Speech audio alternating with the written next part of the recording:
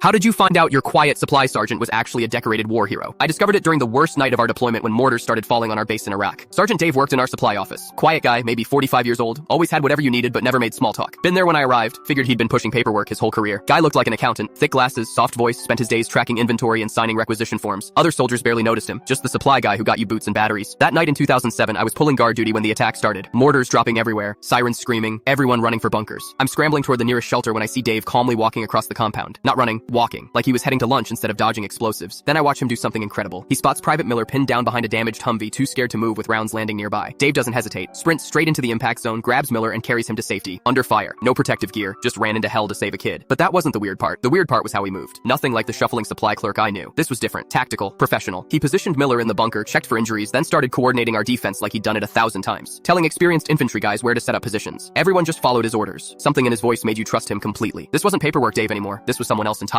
After the attack ended, I had to ask, Dave, where did you learn to do that? He just shrugged, picked up some things along the way. That's when Sergeant Martinez, who'd been with the unit for 5 years, finally spoke up. You never told him, did you, Dave? About Fallujah? Fallujah? I'd never heard Dave mention combat experience. Figured he'd been stationed in Germany or Korea his whole career. Martinez disappeared into the office, came back with a folder. Dave tried to stop him, but Martinez was already pulling out photographs. First photo showed a much younger Dave in full combat gear, standing with a squad of Marines. Second photo was a newspaper clipping. Local hero saves 12 lives in house-to-house fighting. The article was from 2004. Staff Sergeant Dave Morrison had single-handedly held off insurgents while evacuating wounded civilians from a bombed building. Received the Silver Star for his actions. But there was more. Bronze Star with V device for valor, Purple Heart with 2 oak leaf clusters, Combat Action Ribbon. The guy had enough decorations to fill a display case. I stared at the photos, then at Dave. You were Special Forces? Marines, he corrected quietly. Force Recon. 3 tours in Iraq before they transferred me to supply. Why didn't you ever mention this? Because it doesn't matter now, he said. I count blankets and order toilet paper. That other stuff was a long time ago, but it did matter. Word spread through the base overnight. Turns out our boring supply sergeant was one of the most decorated Marines in the battalion. Guys started coming to him with problems. Not supply issues, real problems. Dave would listen patiently, give advice that actually worked. Never talked about his own experiences, just helped however he could. The base commander heard the story, called Dave into his office, offered him a promotion, transfer back to combat operations, chance to lead troops again. Dave turned it down, said he was happy where he was. Supply was important too. Soldiers needed equipment more than they needed another hero. 6 months later, our unit rotated home. Dave stayed behind for another deployment. Still running supply, still helping whoever needed it. Last month I got a package in the mail, new military-grade backpack with a note attached. Thought you could use this for college. Stay safe, Dave. Inside the package was something else. A photo of Dave's old squad from Fallujah. On the back, someone had written, heroes don't always carry rifles. Sometimes they carry clipboards.